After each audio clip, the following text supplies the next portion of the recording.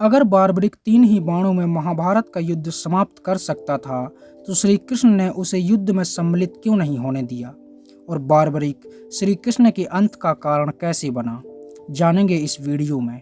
तो चलिए शुरू करते हैं। यूं तो महाभारत के युद्ध में एक से बढ़कर एक योद्धा थे, अर्जुन, कर्ण, भीष्म, द्रोणाचार्य। लेकिन इन सब पर भी अगर कोई भारी था तो वह था बार्बरिक। बार्बरिक एक ऐसा योद्धा था जो एक ही पल में पूरा युद्ध समाप्त कर सकता था। उसके पास 3 बाण थे और उन 3 बाणों से ही वह जितने लोगों को चाहे मार सकता था।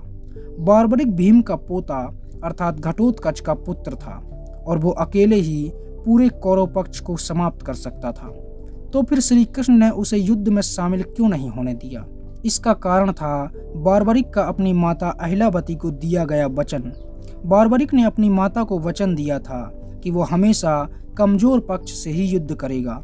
बार्बरिक की माता ने ही बार्बरिक को युद्ध की शिक्षा दी और उससे वचन लिया कि हमेशा कमजोर की मदद करना, जिसे सहायता की जरूरत हो उसकी सहायता करना, जो दुर्बल और कमजोर पक्ष हो उसी का साथ देना। बार्बरिक ने माता को वचन दिया और यही वचन उसके लिए समस्या बन गया। जब श्री कृष्ण ने उससे पूछा तो उसने कहा कि वो एक ही पल में अपने शत्रुओं का नाश कर देगा। श्री कृष्ण ने उसकी परीक्षा ली। श्री कृष्ण ने एक पेड़ के पत्तों को भेदने के लिए कहा तो बार्बरिक ने एक ही बाण से पेड़ के पूरे पत्तों को भेद दिया।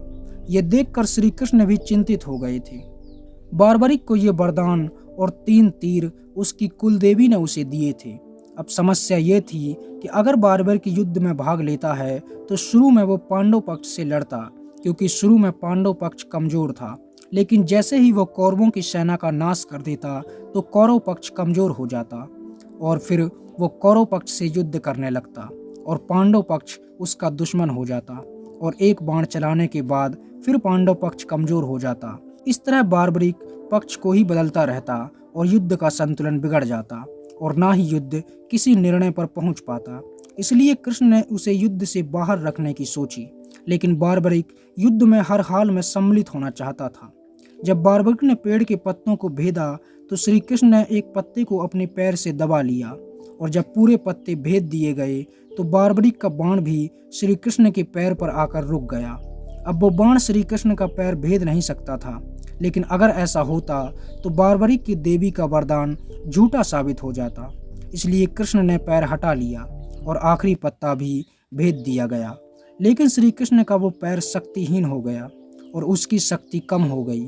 जब द्वारका का नाश हो गया और जरा नामक बहेलिया ने हिरण को समझकर तीर चलाया तो वो बाण कृष्ण के उसी पैर में लगा और उन्होंने अपना शरीर त्याग दिया।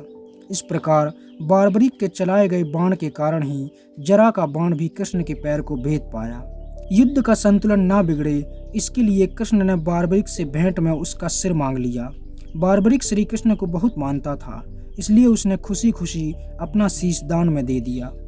लेकिन उसने श्री कृष्ण से अपनी अंतिम इच्छा बताई कि मैं इस युद्ध को देखना चाहता हूँ। श्री कृष्ण ने उसे वरदान दिया कि तुम इस युद्ध के एकमात्र साक्षी होगे और पूरे महाभारत के युद्ध को देखोगे और ये पूरा संसार तुम्हें खाटू श्याम जी के नाम से जानेगा। और उन्होंने उसके शीश को एक पर्वत पर रख दिया जिसके ऊपर से बार्बरिक ने पूरा महाभारत का युद्ध देखा।